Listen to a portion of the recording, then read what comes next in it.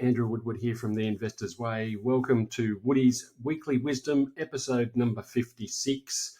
And we're looking today at an interesting story or article.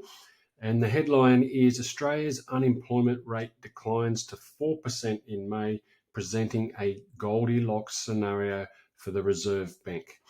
So what is the Goldilocks scenario and why is this good news and what does it mean to you? So let's take a look and go into what this article is telling us. And so the headline, unemployment rate was 4% in May, down 0.1 percentage points from April.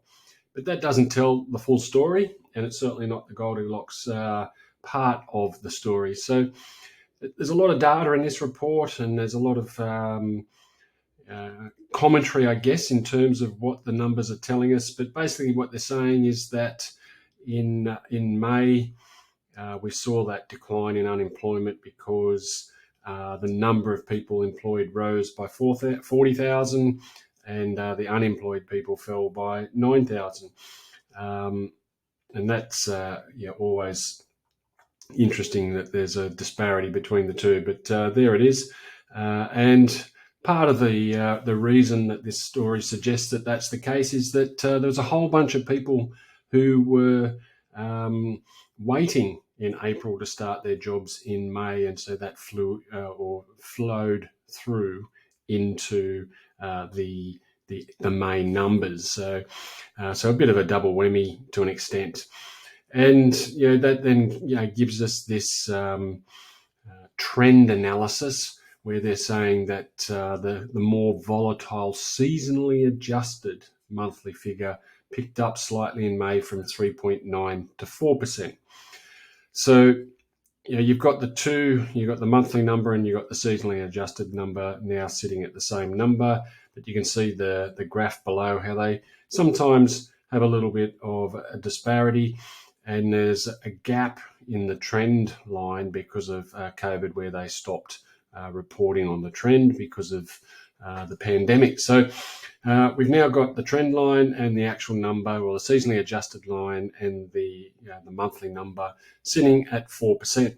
One going down, one going up, but ultimately it's 4%. Unemployment 4%. So then we go into a bit of a discussion about spare capacity and how the fact that these numbers won't impact what the Reserve Bank does with interest rates next week, where they're basically saying that that's highly likely that the Reserve Bank will do nothing with interest rates next week, and there's no reason why we should doubt that. There's absolutely no data suggesting that they should go up at the moment, despite what you might be hearing in the media. There has been lots of, fear-based media suggesting that the next move in interest rates is up. And here I am probably giving away the Goldilocks moment, but this story is potentially suggesting to us that the more likely move for interest rates, whenever that might be, is down. And the reason for that basically is that both here and in Australia, what we're seeing as we scroll through this story, but basically what we're seeing is that unemployment is actually on the rise, and that is supposedly good news. And that's always crazy thing about economics and financial markets, is that what looks like bad news is actually good news. And the reason why a softening in the employment market is good news is it takes the pressure away from rising wages. And that's the fear that when you've got the inflation rising, the next step is normally that employees say, well, I can't meet my expenses, so I'm going to need a rise in my wage. And that wage growth then fuels more spending, which then fuels more inflation, which then fuels the desire for the governments to want to reel that in and keep increasing interest rates. So the Goldilocks scenario is the fact that we've got underemployment rate at 6.7%, which is up from the previous month. We've got an underutilization rate of 10.7%, which is up from the previous 9.4%. And the number of long-term unemployed people has increased from 90,000 to 125,000 since April. And so what, to you and I, it looks like bad news, and it is for those people who are in long-term unemployment. That is actually, to the economic people, good news, because it's softening the labour market and therefore the pressure on wage rises. So there's a whole bunch of graphs showing you all of those numbers and just showing you that we're in a position where things are looking a little bit more bright when it comes to interest rates, which is good news for all of us who have either mortgages or investment loans. And so that, as I said, that softening in the wage or unemployment market here in Australia is also being seen in the US. And as a result, we're seeing some people like the chief economist of BetterShares saying that that's welcome news for investors in the RBA. Maybe not so much welcome news for those people who are long-term unemployed or who are looking for that wage rise, but unlikely to get it. And that's the unfortunate side of economics and how reserve banks and governments use monetary policy to rein us all back in. Not a great story from our perspective.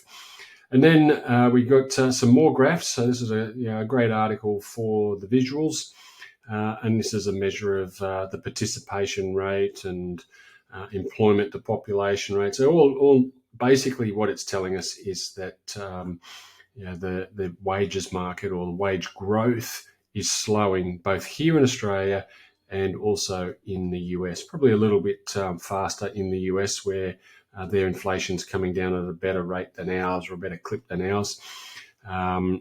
And so, we're just seeing that number and that data flow through here. The youth disproportionately impacted. That's a very sad story that the youth are finding it harder and harder to get into the labour market. That is not great news at all, and is above the national average, which is not great. And then, all in bold here, and more unemployment to come, as if that's a great story or a positive good news story. Well, it's not a good news story for those people who are going to be unemployed at all.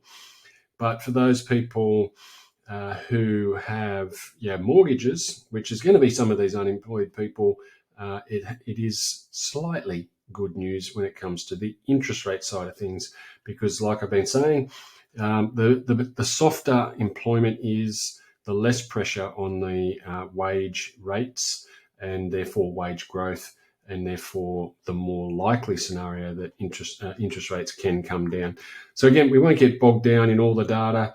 There's lots of it there suggesting that CPI inflation, that's, I guess, the one to keep an eye on.